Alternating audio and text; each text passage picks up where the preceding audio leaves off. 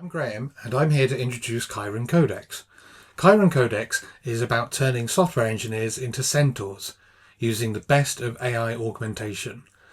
Let me tell you about the name Chiron Codex, a bit about me and why I'm excited for software engineering centaurs, then describe the principles behind this work, what you'll see here soon, and how you can get involved. So, make sure you're hydrated, put on some background music, and then let's get into it. So in Greek mythology, Chiron is a centaur, a half man, half horse. In fact, Chiron is the wisest of all of the centaurs.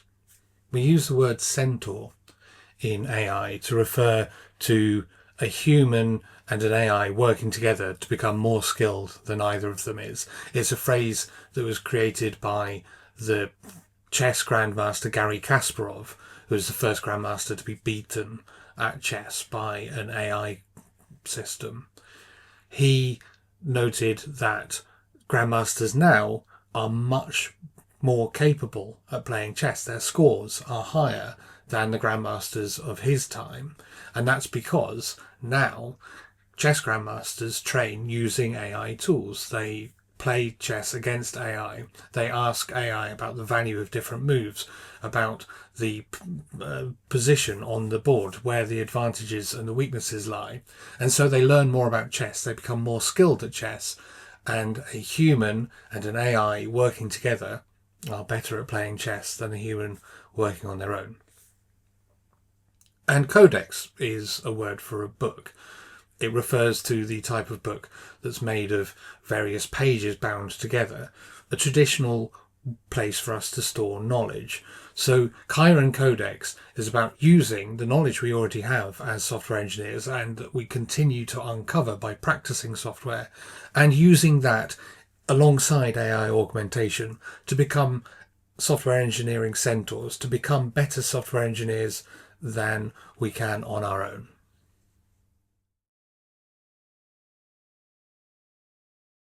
My name's Graham Lee. I've got a lot of experience working in software engineering. I've been doing it for over 20 years in universities and in commercial organisations, large established companies, small startups, growth stage companies, even working for myself as a consultant, as a trainer, as an author. Alongside that commercial experience and job experience, I've got a deep expertise that comes from academic study with an MSc in software engineering and a doctorate in research software engineering, the application of software engineering techniques to academia. I've written books on software security, on software testing, on object-oriented programming, on learning Python. I've got experience in a lot of different technologies. I see the current landscape of generative AI tools as being very similar to the microcomputer explosion of the 1980s. Those tools were very basic, the programming language basic and the capability of the tool being basic. They opened up a world of possibility for people to learn more about computers and to create their own software. Generative AI does the same. But they're quite hard to use, and you need to understand the nuances quite closely in order to get the best out of them. Generative AI is the same. With work, with understanding and improving these tools and making better use of the tools, we can become much more capable in the software world than we currently are, just as many people became much more capable at programming through introduction to a microcomputer in the 80s. An important principle of Chiron Codex is that we can become better centaurs if we understand the generative AI tools, if we create better generative AI tools, and if we understand software engineering and we do a good job of combining these skills by combining the knowledge of software engineering with the AI augmentation. So, for example, we already know that it's very easy to do better than zero-shot prompting a code assistant. Zero-shot is where we don't give it any examples. We just type a problem into a chat interface. Like, can you create a website that allows me to book a holiday?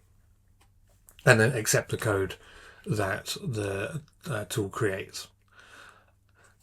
We have various patterns. In fact, I keep a collection of patterns on little index cards next to my desk. And when I'm working on a problem using generative AI, if I find an issue, if I find that the solution isn't as good as I would want, I go through that list of patterns and I see, does any of them apply to what I'm doing, and would it help me to move forward? One common pattern that people have created tools for is so-called spec-driven development, where we divide up the problem. So instead of just zero-shot generating code, we ask the tool to generate a specification from the problem statement, then get it to generate a task list from the specification, and then finally generate code from the task list. That divides up the problem sequentially from here's what I want you to do, generate code, to here's what I want you to do, specify that, create a task list, generate code. It doesn't do anything about the solution. It doesn't actually change how the tool interacts with the software itself. And so it still hits a wall. We also are kind of constrained by the chat interface at the moment. We're using a very broad UI that doesn't have any guidance for either the human or for the model. And we're using it on top of generic pre-trained models that have been trained on a lot of software and on a lot of bug fixes, pull requests, whatever training data is used, but aren't tailored to our particular workflows, to our processes, to our teams, to our software. So we can look for new interface paradigms, and we can look for deliberately tailored tools, and where those don't exist, we can understand what we would need and we can create them. Another principle of Chiron Codex is that this is about augmenting human experience with generative AI, becoming centaurs, working with the AI to become better than we otherwise would, not simply outsourcing work that we don't want to do to AI, although that is an important part of the augmentation process. If you're already an expert at some task, a model won't automatically do a better job than you. What it might do is do a good enough job at the parts that you find boring. So, for example, any software project has its mundane corners. You might need to unmarshal JSON, extract a list, and convert that list of objects into views that you present in a table. Or you might need to make schemas for input validation. We've got a lot of examples of how to do that. They're not very creative aspects of the job. You can specify those easily and get a model to do them. For the creative parts, you need to know what you're doing, and prompting a generative AI model to do it for you won't necessarily get better results. In fact, if you're already an expert, you may find that the results are worse. That's because the model has been trained on a wide variety of example cases, some of which you might consider good and some of which you might consider bad.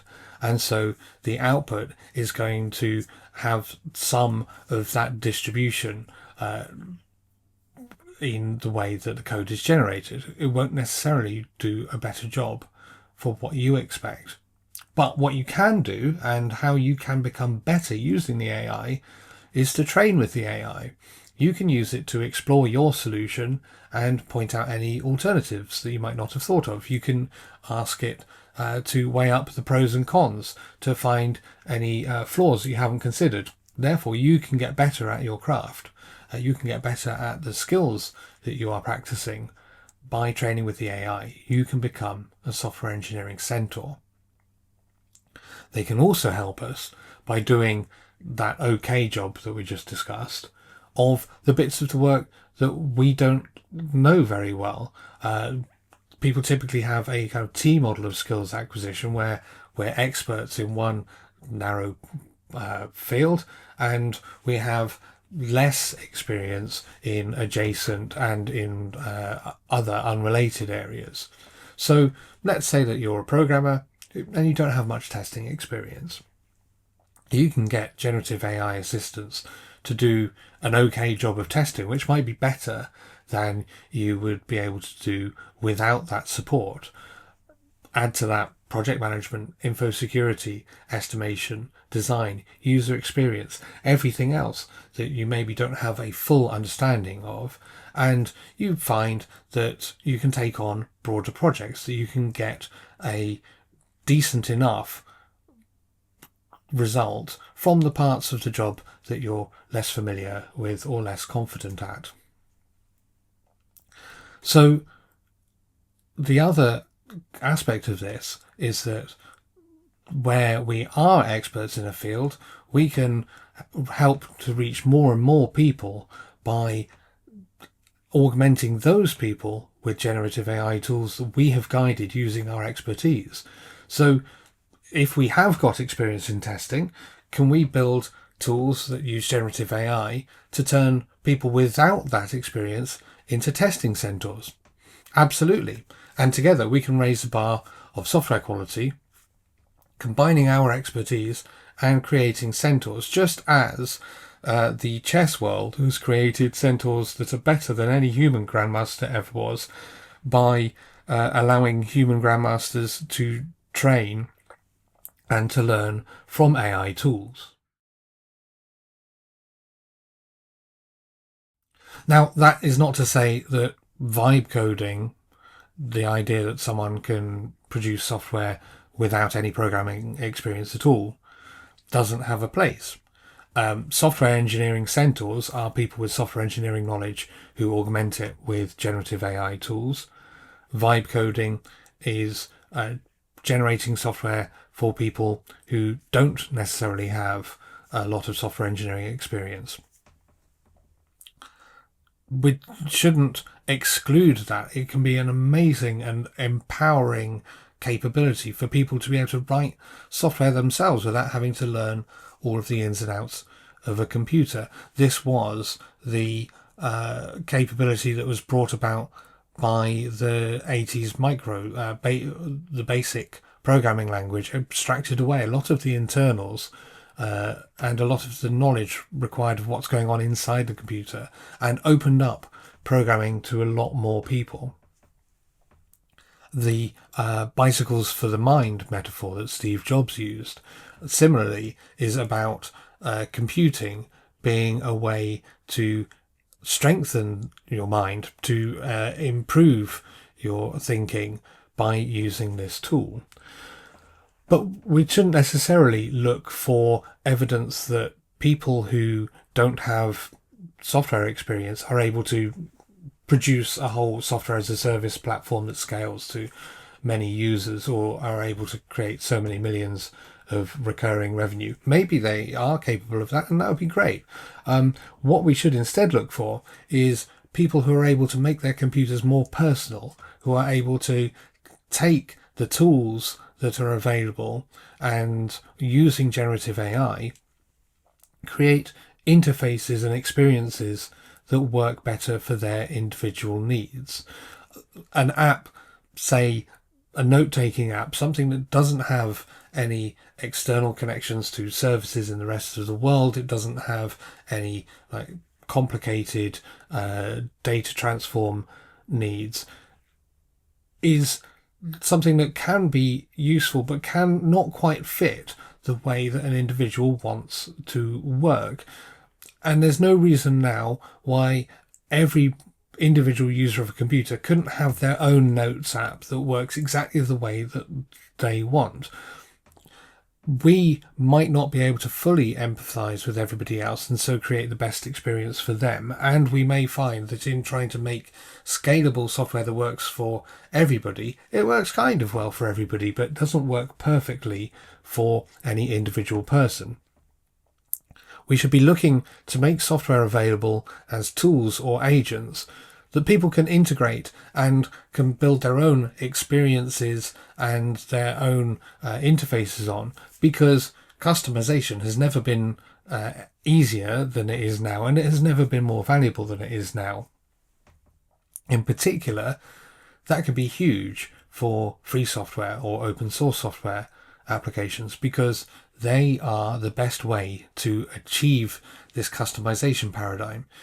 If you want a tool that just lets you build a meme by sticking some text onto an image, you could learn what all of the text APIs are, and what all of the graphics APIs are, and how to load an image and how to put your text on it.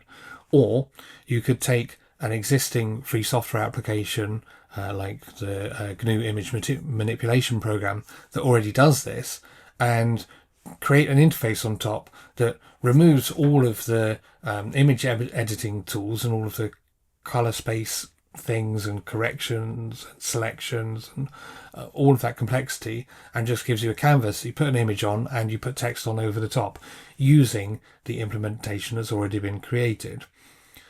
A lot of applications that previously would have been proprietary apps maybe no longer have a moat because it's easy to replicate them on an individual basis.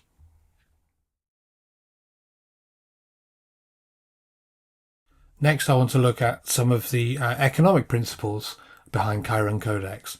I do believe that there is an economic bubble around generative AI at the moment, and I also believe that the generative AI paradigm will outlive it, and we will still be using these tools after the bubble collapses and into the future, that they are changing the way that computing works. Let me tell you a story about my experience. I entered software engineering during the dot-com bubble and got my first full-time job in computing a few years after the crash. Now, a lot of the companies that existed around that time no longer exist. I can think of a few that do, Booking.com, Amazon, eBay, and so on, but the rest have disappeared. But does that mean that as a society we have stopped using websites because the website craze was just a fad, and when all of the companies disappeared, that was the end of the technology? No, it doesn't. The e-commerce paradigm, the website technology, these have still remained with us. They still exist, and in fact they're more capable than they were during that bubble. Probably the dot-com economy is bigger than it was at the peak of the dot-com bubble. So yes, there is a economic bubble at the moment. No, that doesn't mean that the technology itself is a fad that will die out when the bubble bursts. But this does mean that we don't necessarily know which providers are going to survive, or which tools are still going to be available. And so that's why I'm most interested in open weight models, so that we get to choose, and in developing tools that work for us so that we get to define how the tools work, and if one particular tools provider goes away, we still understand what we're doing and we can transfer that knowledge to whatever outlives it. And particularly I'm interested in on-device models, that is generative AI tools where inference runs locally on your own computer. That model will outlast any one provider, because even if you get it from a company, even if the company that trained the weights in the model that you downloaded no longer exists, once you've downloaded that model, it's running on your computer, you can still carry on using it. Also has clear privacy benefits. You don't have to send your code over to a cloud provider every time you make a request. And finally, the hardware economics of that model works now. I run AI models, generative AI for software engineering, on the computer that I'm recording this on, and it's a relatively new computer. Within 1 or 2 hardware refresh cycles, every software engineer will have hardware that's capable of local inference. And so the cloud providers, while they have frontier models that are generally more capable and particularly faster, that gap will close, and the gap in front of them isn't that big. If you look at the benchmark scores that the generative AIs for software engineering perform at the moment, they're in the 80s. There isn't a whole order of magnitude of improvement that will be reached by cloud providers before on-device providers. There is a gap to close. I'm not denying that that gap is important, because that gap is where a lot of trust is to be made or broken. If your tool gets 4 out of 5 issues correct and makes your software worse on the 5th issue, that's not trustworthy. If it gets 9 out of 10 correct and introduces problems on the 10th, maybe there's more situations in which you can trust it. 19 out of 20? 99 out of 100? Yes, that gap can be closed, and in closing that gap can improve reliance on generative AI tools. Doing that in itself isn't going to lead to software engineering centaurs, because we are not relying on the tools. We're training with the tools to become better software engineers.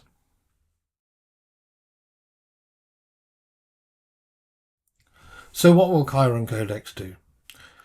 Firstly, in the short term, we'll be releasing those patterns that I talked about, patterns in generative AI augmented software development, guidance on how to get more out of these tools and how to use the tools to augment our own experiences and become centaurs. We'll be doing longer term research on interactions with generative AI tools that move past the chatbot and that tailor models to our specific problems and to our specific contexts. And also, I'll be using AI augmented software engineering techniques on practical tasks and sharing my experiences. And I hope that you kind of come along and share your experiences, and that we build a community around understanding how to become a software engineering centaur. You can get involved by looking for updates from the project at the Patreon, for which I'll provide the link. You can support Chiron Codex through Patreon or through Ko-fi. You can give me feedback, share your own experiences. I'd love to talk to everybody else who's working on this and to build a community of software engineering centaurs. And finally, you can share this video and anything else about Chiron Codex with friends and colleagues who you think will benefit from this. So let's get on with it. Let's go and create some software engineering centaurs.